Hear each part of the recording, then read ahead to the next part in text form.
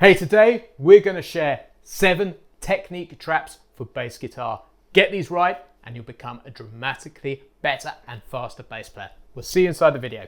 Hey guys, it's James here from eBassGuitar, and I've invited top eBassGuitar coach Sian back for another video. How you doing, Sian? I'm great. How are you doing? Really good, thank you. Now, one of the questions our Bass Lab Plus students ask us over at eBassGuitar.com so often is, how do I play faster and smoother with more dexterity? So what I thought I'd ask you to do today is put together 7 technique traps which can help bass players play significantly faster and smoother, and definitely play the bass lines they love better. So Sian, what is the first technique trap that you want to share with us? So I see this a lot from a lot of students where they'll be playing a song and their fingers will actually fall in. So the joints of the fingers will actually fall into the fretboard instead of retaining a lovely curved shape. And what is the problem when this starts happening? The problem is you put unnecessary pressure onto joints that can't really handle it. So actually you're risking injury here. But also, because of the angle of the fingers, you won't be able to play very fast. So how do you go about fixing this? The best way is to look at the spider exercise or be aware of the curvature to your hand when you're playing. Play things slowly and make sure that you are maintaining this lovely curve to your hand and you don't have any fingers falling in at the joints. Great advice.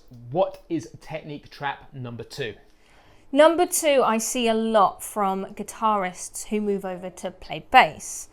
And it's something to be aware of, because if a lot of people put their thumb over the fretboard. Now, I understand if your hands are ginormous, but usually it's actually going to hinder your technique. So the best thing to do is to make sure that your thumb is on the back of the fretboard at all times. Now, usually a lot of basses have a line down the back of the neck, and I usually say to people that your thumb shouldn't be going too much beyond there at any given point. The other thing I see with this is when the fingers are nicely spread out like that, you can play fast, and when the thumb goes over the top, they clench up like that, and that's where the speed disappears. Yeah, you completely lose all of your reach, so you know your technique goes down the toilet. What is technique trap number 3? Number 3 is picking with a curved finger. What do you mean by that? So what I mean is when we play notes with our right hand, it's best to play through the string and land onto the next one, like this. So if we were to play this note, you would play through the A string and land on the E. But a lot of people end up picking with a curved finger like this. And what happens when you do that? Not only does it slow you down unbelievable amounts, it actually causes quite a lot of grief to your right hand. I also notice when students do that, they lose the bottom end to their tone as well, because the sound sounds so much fatter when you say stroke through the string. Yeah. I always say to people, wipe the dust off the tip of your finger. Great advice. Wipe it off. Don't pick it off. Wipe it off.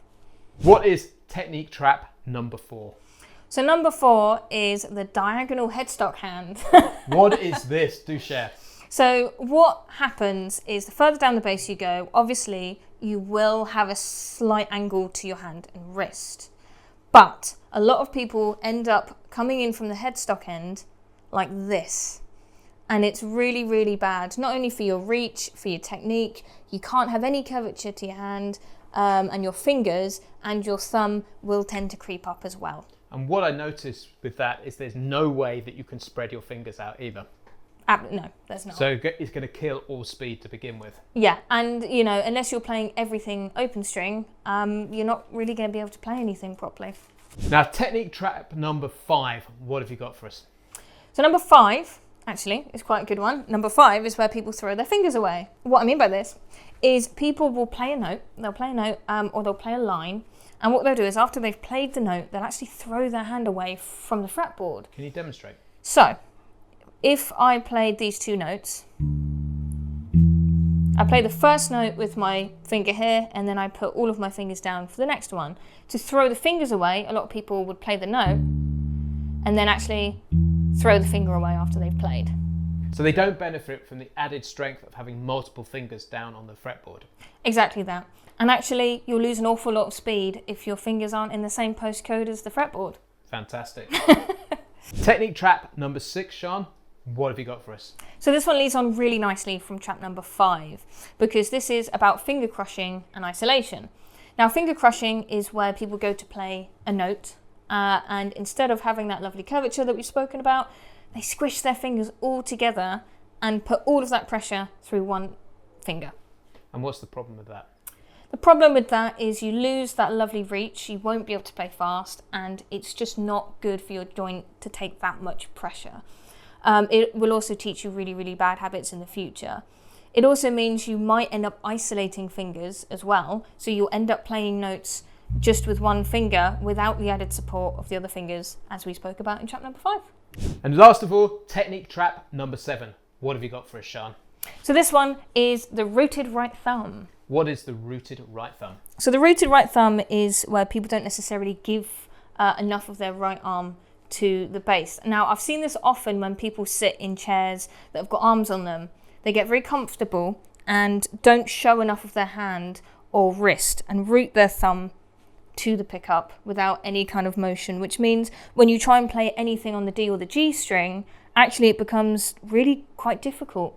So make sure that you have movement in that right arm and right wrist in order to take full advantage of the whole range of the bass. So you're ensuring there's a really nice pivot on the thumb on Exactly. the pickup there, so you get the full range of motion to get every single string. Exactly. That is a great tip in itself. So I just want to say a massive thank you for Sian for coming in and sharing her 7 technique traps. Super, super useful. Now, if you want to take your bass guitar playing to that next stage and really nail your bass guitar technique, I've got 2 resources for you that will really help. The first resource is my Essential Guide to Technique video course, and the second resource is the accompanying book which comes with it called the Essential Guide to Technique for Bass Guitar Players book. Now I'm going to put a link to both of those in the description below. Now you can get both of those resources when you join the Bass Lab Plus 2.0 membership over at eBassGuitar.com. And the great, even better news is you can get those free today as well when you take the Bass Lab Plus 2.0 for a 14-day trial. Now I'll put a link to that trial below so you can get started today. Cheers, I've been James from eBass Guitar, and thank you once again to Sian Unwin for joining me today. Thank you. Now look who's come to join us. He's been waiting. Patiently. You're a little legend.